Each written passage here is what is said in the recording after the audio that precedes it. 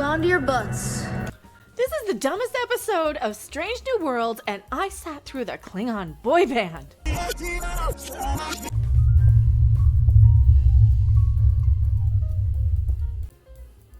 I'm not joking.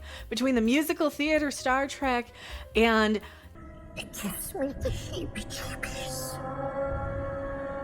every dumb decision they've ever done, this was the worst episode of Strange New Worlds I have ever seen. I am Mecca. Thank you guys so much for helping contribute to the GoFundMe, for basically keeping a roof over my head while I'm dealing with trying to get disability and cancer treatment. So thank you so much. I'm about $1,000 short of rent this month, so I need your help. So thank you so much for pushing the GoFundMe and sharing it. Strange New Worlds! Strange New Worlds! Remind me to tell you about the time I spent with the traveling doctor. Miss Belinda Chandra. This is a sequel Traveling doctor. Do you believe in destiny? to the episode that gave Simka from Taxi the heebie-jeebies. It gives me the heebie-jeebies. Where an old demonic evil entity How long you been in this country? Oh, thank you. comes through another dimension and they capture it in a Pokeball and beam it into space, into nothing. Well, apparently that didn't work. Remember how I was annoyed how they beamed the thing into nothing, into space? Where did you send it? Nowhere. Well, it came back. It didn't work. That ensign... doctor, whatever he was, nurse who got his eye gouged out, both of them in that episode, has a cult on a planet now where they all gouge their eyes out. I think you did a little too much LDS. Yes, this is stupid. Yes, this is... it always gets dumber. It gets dumber. How is your life story written here? Light years from where you were born. There's this doorway that takes them from this planet into that weird dimension Do you believe in destiny? from the other episode where they had that statue and all the Pokeballs where they could only see it when they put on the Virtual Boy goggles or whatever the crap it was. What is it? Now this giant monolith with writing, oh, and it happens to be Swahili. Uhura and Mbenga can both read it, and I delivered the boy to the creature that took his body. it happens to be specifically for Mbenga, for his journey in some specific thing that he did. What was it, killing the Klingon? I don't even remember. It was so stupid. Maybe I'm supposed to be here. Because time is non-linear to these beings, these ancient evil beings that give Simka from Taxi the heebie-jeebies. No, I left my country because to get away from the Flatlanders who hate us. So now, the girlfriend of Captain Pike, who we don't care about or barely remember, The beholder's biosignature is mine. her whole entire existence is leading up to this point where she merges with the statue because she also The beholder's biosignature is mine. is a non-linear... So something that happened in another dimension in the past is happening currently in their dimension now. That verse is in Swahili. Your first language? It was also mine. Writers, you gotta either stop taking whatever you're on. It's making you a little weird. It's probably giving you some serotonin psychosis. Are you a moody, depressed teenage girl? Does your wardrobe consist of colors such as black, black, and more black? Do you harbor resentment for your mom because she just doesn't understand you? Then why not try the latest designer medication that Big Pharma reps will pay your doctor to overprescribe for you, Gabapent. What the hell happened to me? Overprescribing Gabapent for your teenage daughter will make her notice that there's not even enough jobs, or not even a high enough wage, for her to afford a decent home. I feel so cold and uncomfortable. All the pressures of building a better life in a society that's in decline will just disappear with Gabapent. Ah, rainbow smoothies all around. Side effects may include an inability to process reality and an incessantly perky attitude.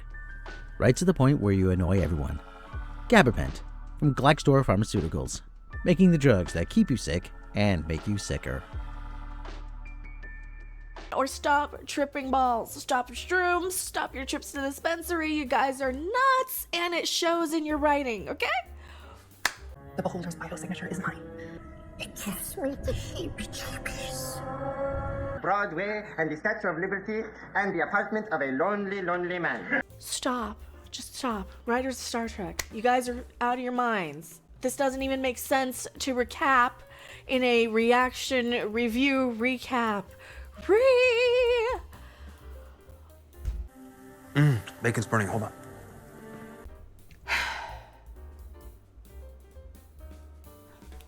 Marie. Yes, Marie is her name, apparently. I don't care with the Captain Pike's girl. She's not on the ship. She's only on the ship for like 3 or 4 episodes.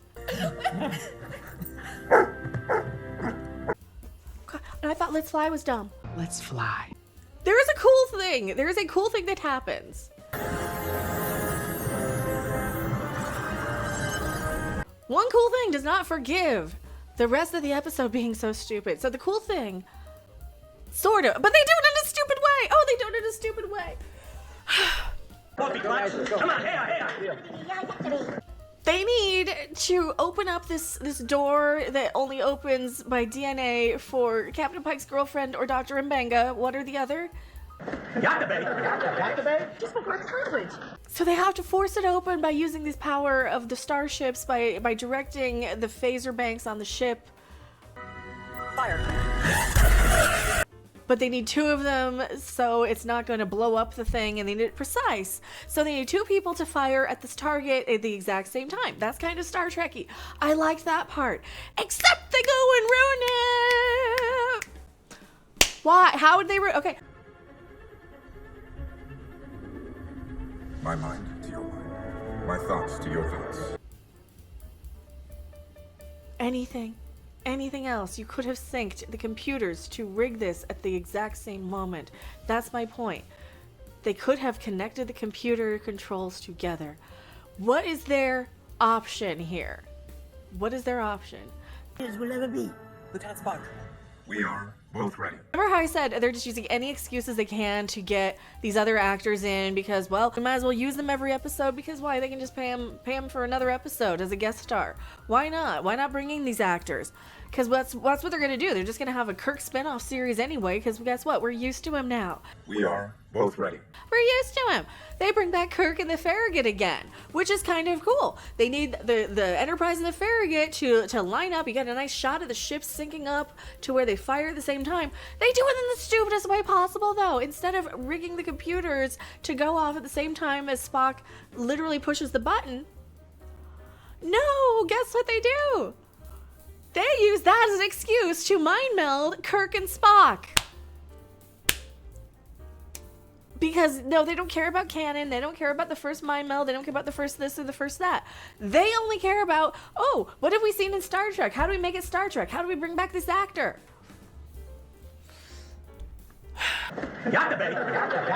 Just before the privilege. Neat shot, stupid way of doing it. Stupid way of doing it. So, Marie.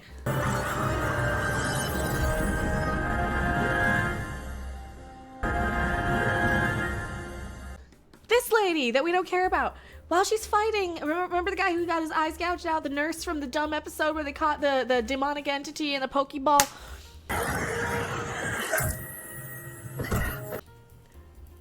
He now is in this other dimension and no longer on the planet with the cult of the people gouging out their eyes. He's in this other dimension realm where Spock had to use the virtual boy goggles to see him.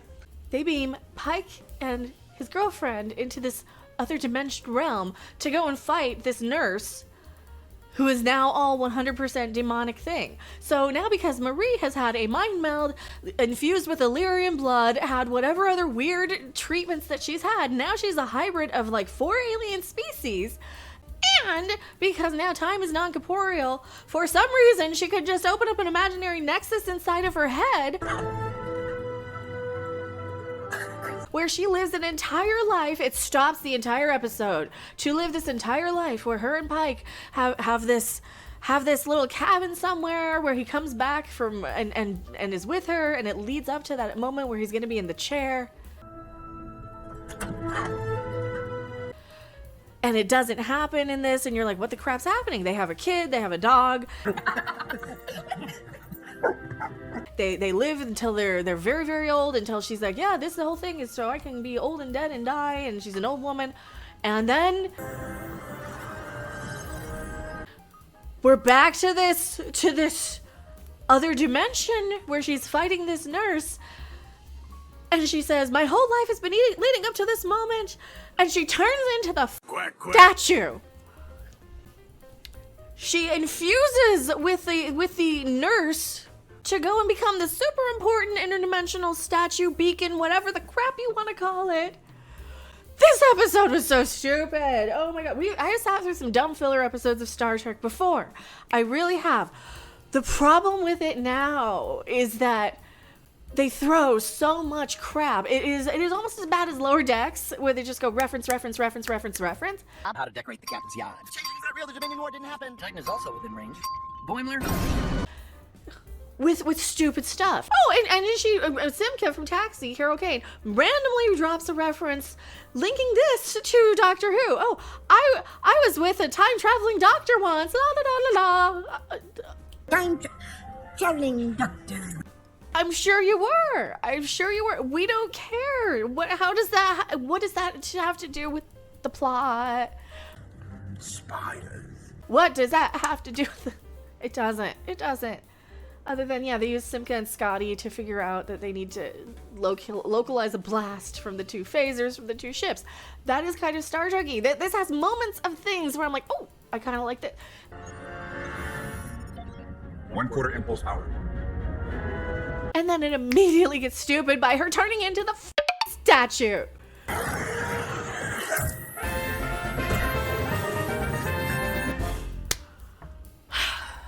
I've rambled about this long enough. 3 out of 10. They ended the series on a who cares, school's out, we're not even gonna bother. That's what it feels like. It feels like school's out. They've already they're just checking out their beach rentals and their vacation plans on their phones in between writing and filming. They don't care. And we got 2 more seasons of this. I am Mecca. Thank you guys so much for watching. I will be playing more gaming here on YouTube and Twitch, on the internet. Help support this. I will see you on the next video, live stream, or wherever.